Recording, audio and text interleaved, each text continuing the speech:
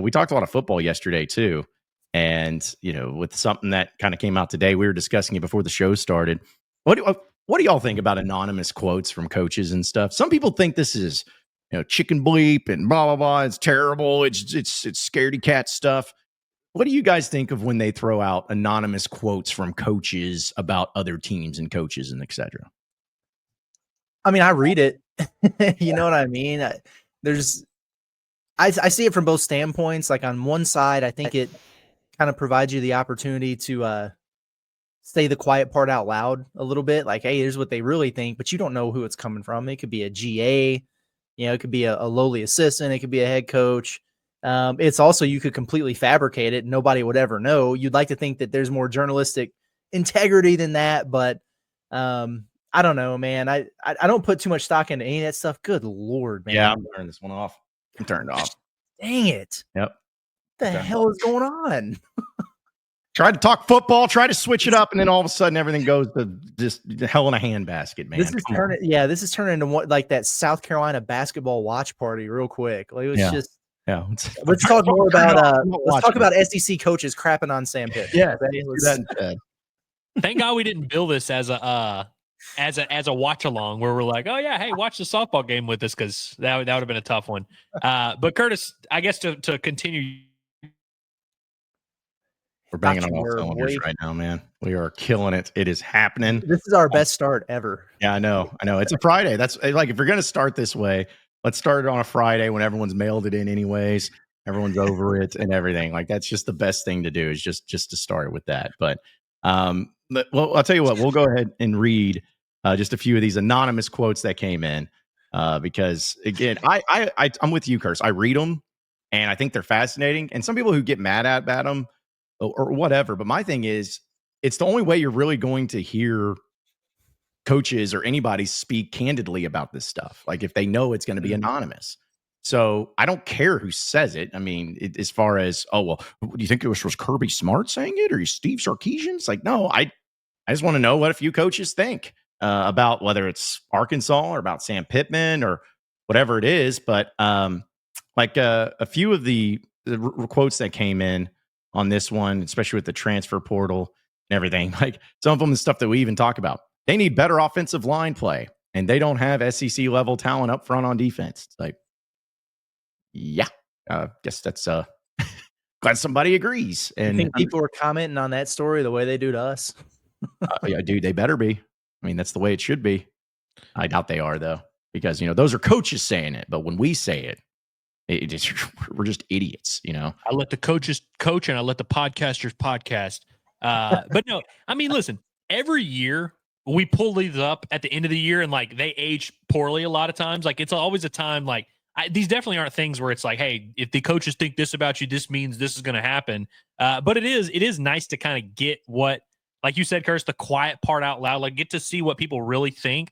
But also, like you said, like, if you ask Kirby Smart about Sam Pittman's football team, he's going to say good things about Sam Pittman's football team, because that's his guy. You also have, if you ask Lane Kiffin about Sam Pittman's football team, he might kind of, it might be kind of weird like that. So it is tough to just know. But like you said, I always read it. It's always interesting, but I also don't think people should live and die by it. Do you remember the Jeff Goodman piece when Arkansas got off that slow start and SEC played and was like, it's archaic. Nobody's looking across the sideline at John Calipari and feeling fear anymore. And sometimes you can really use that stuff for bulletin board material, or people like us can just pull receipts, later on, which it's exactly what I'm doing for the Pot the Palace here coming up. Is because I started seeing these and I was like, damn, I remember that article where they were really just crushing Cal. Look at him now. So, I don't know. It's wild stuff. It simply becomes part of the story, and look, Hawk fans may dislike it. They may read it and get annoyed, and that's fine. That's just going to make it that much sweeter if your team achieves whatever you believe they're going to achieve. And it's just kind of a thing you have. And I think that's for Arkansas fans, at least the lens you need to be viewing this through is like, look, on paper in this offseason, there's a lot of people counting you out, but that will make football season whatever it is. Right. Yeah. And when you talked about the Cal quote, to me, again, it's not saying that it wasn't true of how that person felt, because we don't know who it was, but it's also about who it's about, because let's be honest, there's a lot of coaches that don't like Cal or maybe haven't liked Cal. And some of them may have used that moment to be like, ha ha ha, I'm gonna put it to them and say this because it's archaic. Even if I don't believe it, I'm gonna say it so that way people get talking about it and start realizing it. But if you put it on the end of like Sam Pittman, I don't think any coach is going in and be like, I'm gonna just get Sam Pittman right now. I'm gonna just tear him apart with this anonymous quote I'm about to drop, especially about the team itself. But some other things that they said too. The receivers are solid, and Taylor Green is solid, but they couldn't protect him, and they would get into trouble in third and obvious situations. So, okay. The receivers are solid, though. I don't know. I just kind of like one of those things where I'm like, They were. Yeah. I think he's maybe looking at last year's team. I think so. Yeah. I guess it says it could cause some problems having the chemistry and everything, but says also, this is probably the most interesting one. I don't think they are competing at a top level in the NIL right now. You look at the portal exits, and it's really hard for a mid to low tier program in this league to sustain bowl eligibility with this many extra holes to fill. That sounds like an Eli Drinkwitz quote to me. 1,000%. 1,000%. Yeah, and look, is it a completely untrue statement? Not necessarily, but it is a mean statement, and that is from someone who is trying to kind of fan the flames a little bit. He knew that would hit home a little bit. That was harsh. Yeah. Mm-hmm. Yeah. Well, it's funny because when I read that too, some of these I try to figure out, not that we'll ever know, but like who could it be? Who would say something to that extent? And when I was bringing up the Sam Pittman thing, no one's just going out to just bury Sam Pittman in the SEC. At least I wouldn't think. But Drinkwitz is definitely one of those guys that just, he's a next level troll. And, right. I could see him saying something like that and at least taking that type of specific shot. Because, when you think like, just cracks me up. Like, you think Mark Stoops is over there just being like, yeah, well, that program over there in Arkansas, they just don't have the NIL. He probably doesn't even care. He's not even in that same wavelength. I think Billy Napier's coming out and saying this about Sam Pittman. No, it has to be somebody that knows, connected, whatever. Has to be.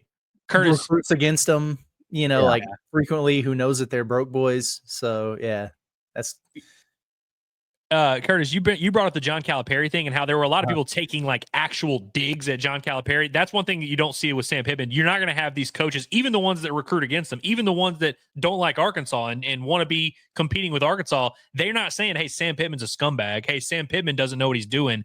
Everyone's very careful. It's like they want to acknowledge the situation at Arkansas without making fun of Sam Pittman, and that's probably why the NIL was cited to just kind of which, by the way, a lot of Hog fans say that where they're like, well, if you gave Pittman the resources, maybe it'd be better.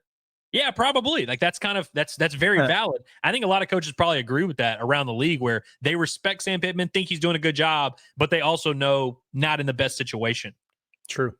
Yeah, because they even another quote too said last year they did just enough to keep Pittman off the hot seat, but it will be just as difficult this season. Sam has a ton of respect, but this roster isn't going to separate them. So, yeah, again, a lot of this is stuff that is, as you said, Andrew, true, and things that I think everyone kind of understands or realizes it. But there's just something to be said when it comes from the peers, of the league and the SEC of how you're viewed.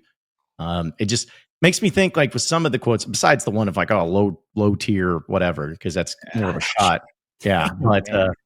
Like, I think that there's probably is some truth to be said. So that I think a lot of coaches do respect Sam Pittman in the league. I know Lane Kiffin, for one, has always talked highly of Sam Pittman. I think there's a lot of respect for him. I think it was Kirby Smart, obviously, too, because he worked for Kirby and everything.